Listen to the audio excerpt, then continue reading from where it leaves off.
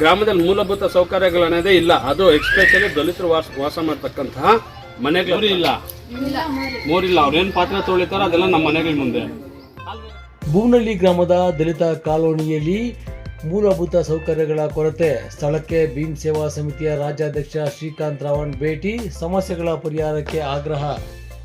ಸರ್ಕಾರಗಳು ಮೂಲಭೂತ ಸೌಕರ್ಯಗಳನ್ನು ನೀಡುವಲ್ಲಿ ಕೋಟ್ಯಾಂತರ ರೂಪಾಯಿ ಹಣವನ್ನು ವ್ಯಯ ಮಾಡುತ್ತಿದೆ. ಅದರಲ್ಲಿಯೂ ಕೂಡ ವಿಶೇಷವಾಗಿ ದಲಿತರ ಕಾಲೋನಿಗಳಲ್ಲಿ ರಸ್ತೆ, ನೀರು, ಚರಂಡಿ, ಮನೆ ಸೇರಿದಂತೆ ಇನ್ನಿತರ ಮೂಲಭೂತ ಸೌಕರ್ಯಗಳನ್ನು ಒದಗಿಸಲು STPTSP ಹಣವನ್ನು ಕೂಡ ನಿಗದಿ ಮಾಡಿದೆ.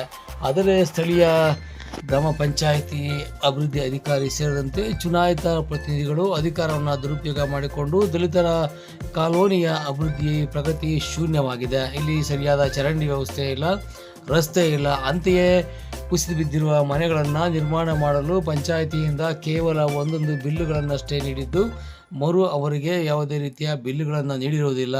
ಈ ರೀತಿಯಾಗಿ ಹಲವು ಸಮಸ್ಯೆಗಳು ಮತ್ತು ಮೂಲಭೂತ ಸೌಕರ್ಯಗಳ ಕೊರತೆಯನ್ನು ಎದುರಿಸುತ್ತಿರುವ ದಲಿತ ಕಾಲೋನಿಗೆ ಭೀಮ್ ಸೇವಾ ಸಮಿತಿಯ ಶ್ರೀಕಾಂತ್ ರಾವಣ್ ರವರು ಭೇಟಿ ನೀಡಿ ಇವರ ಸಮಸ್ಯೆಗಳಿಗೆ ಶೀಘ್ರ ಪರಿಹಾರ ನೀಡುವಂತೆ ಆಗ್ರಹಿಸಿದ್ದಾರೆ. ಯಾರು ತೊಳೆಯೋದಿಲ್ಲ? ಅವ್ರು ತೊಳೆದಲ್ಲ ನಮ್ಮ ಮನೆಗಳ ಮುಂದೆ ಬಿಟ್ಟಿರೋದಾ? ಮೋರಿ ಇಲ್ಲ, ಅವ್ರೇನ್ ಪಾತ್ರೆ ತೊಳಿತಾರ ಅದೆಲ್ಲ ನಮ್ಮ ಮನೆಗಳ ಮುಂದೆ. ಕಾಲುವೆ ಯಾವುದು?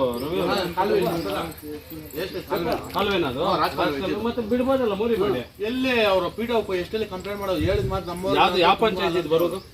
ನಮ್ಮವ್ರು ಅಂದ್ರೆ ಅವರು ಅಂತಾರ ಅವರು. ನೋಡಿ ಬಂಧುಗಳೇ, ಇದು ಬೂನಹಳ್ಳಿ ಗ್ರಾಮ. ಇದು ದಲಿತರು ವಾಸ ಮಾಡ್ತಕ್ಕಂತಹ ಜಾಗ ಆಗಿರುತ್ತೆ.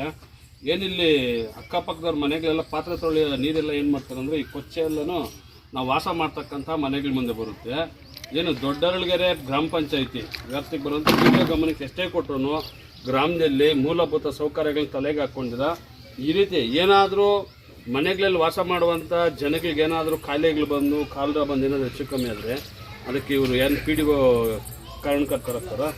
ಈ ಥರ ಇರೋ ಮನೆಗಳ ಸುಮಾರು ಜಾಸ್ತಿನೇ ಮನೆಗಳಿದ್ದಾವೆ. ನಾವು ತೋರಿಸಿರೋದು 1% ಅಷ್ಟೇ. ನಾವು ಈ ಗ್ರಾಮದಲ್ಲಿ ಈ ಮೂಲಭೂತ ಸೌಕರ್ಯಗಳಿಗೇನೆ ಕೊರತೆ ಇದೆ. ಈ ಗ್ರಾಮದಲ್ಲಿ ಮೂಲಭೂತ ಸೌಕರ್ಯಗಳನ್ನೋದೇ ಇಲ್ಲ. ಅದು ಎಕ್ಸ್ಪೆಷಲಿ ದಲಿತರು ವಾಸ ಮಾಡ್ತಕ್ಕಂತಹ ಮನೆಗಳ ಹತ್ರ ಬರೋದಕ್ಕೆ ದಾರಿಗಳಿರಲ್ಲ, ಸರಿಯಾಗಿ ಲೈಟ್ ಕಂಬಗಳಿರಲ್ಲ, ಮನೆಗಳು ಬಿದ್ದೋಗಿರೋ ಹಂಗೆ ಇದೆ. ಒಂದೊಂದು ಬಿಲ್ಲುಗಳಾಗಿರೋ ಇನ್ನು ಮನೆಗಳು ಕಟ್ಟೋದಕ್ಕೆ ಅರ್ಧಂತ ಗೋಡೆಗಳು ಕಟ್ಟಿ ಬೀಳಿಸ್ತಾರೆ, ಆದ್ರೂ ಸಹ ಬಿಲ್ಲುಗಳು ಸಹ ಆಗಿರೋದಿಲ್ಲ.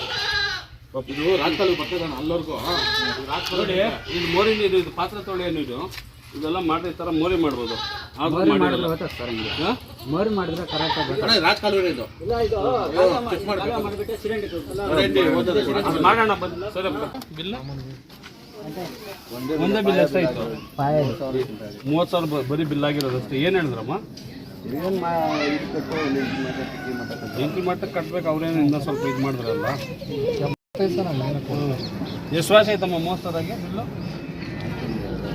2 ವರ್ಷ ಆಯ್ತಾ? ಬರೀ ಪಾಯಕ್ಕೆ ಅಷ್ಟೇ ಕೊಟ್ಟಿರೋದು.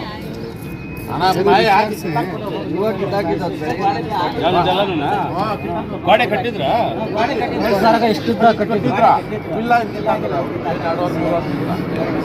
ಗ್ರಾಮದಲ್ಲಿ ಮೂಲಭೂತ ಸೌಕರ್ಯಗಳನ್ನೋದೇ ಇಲ್ಲ. ಅದು ಎಕ್ಸ್ಪೆಷಲಿ ದಲಿತರು ವಾಸ ಮಾಡ್ತಕ್ಕಂತಹ ಮನೆಗಳ ಹತ್ರ ಬರೋದಕ್ಕೆ ದಾರಿಗಳಿರಲ್ಲ, ಸರಿಯಾಗಿ ಲೈಟ್ ಕಂಬಗಳಿರಲ್ಲ, ಮನೆಗಳು ಬಿದ್ದೋಗಿರೋ ಹಂಗೆ ಇದೆ. ಒಂದೊಂದು ಬಿಲ್ಲುಗಳಾಗಿರೋ ಇನ್ನು ಮನೆಗಳು ಕಟ್ಟೋದಕ್ಕೆ ಅರ್ಧಂತ ಗೋಡೆಗಳು ಕಟ್ಟಿ ಬೀಳಿಸ್ತಾರೆ, ಆದ್ರೂ ಸಹ ಬಿಲ್ಲುಗಳು ಸಹ ಆಗಿರೋದಿಲ್ಲ. ಏನಿಲ್ಲಿ ಅಕ್ಕಪಕ್ಕದವ್ರ ಮನೆಗಳೆಲ್ಲ ಪಾತ್ರೆ ತೊಳೆಯೋ ನೀರೆಲ್ಲ ಏನು ಮಾಡ್ತಾರೆ ಅಂದರೆ ಈ ಕೊಚ್ಚೆ ಎಲ್ಲನೂ ನಾವು ವಾಸ ಮಾಡ್ತಕ್ಕಂಥ ಮನೆಗಳ ಮುಂದೆ ಬರುತ್ತೆ. ಏನು ದೊಡ್ಡರಳಗೆರೆ ಗ್ರಾಮ ಪಂಚಾಯಿತಿ ವ್ಯಾಪ್ತಿಗೆ ಬರುವಂಥ ವಿಡಿಯೋ ಗಮನಕ್ಕೆ ಎಷ್ಟೇ ಕೊಟ್ಟರು ಗ್ರಾಮದಲ್ಲಿ ಮೂಲಭೂತ ಸೌಕರ್ಯಗಳನ್ನ ತಲೆಗೆ ಹಾಕ್ಕೊಂಡಿರ. ಈ ರೀತಿ ಏನಾದರೂ ಮನೆಗಳಲ್ಲಿ ವಾಸ ಮಾಡುವಂಥ ಜನಗಳಿಗೆ ಏನಾದರೂ ಕಾಯಿಲೆಗಳು ಬಂದು ಕಾಲರ ಬಂದು ಏನಾದರೂ ಹೆಚ್ಚು ಕಮ್ಮಿ ಆದರೆ ಅದಕ್ಕೆ ಇವರು PDO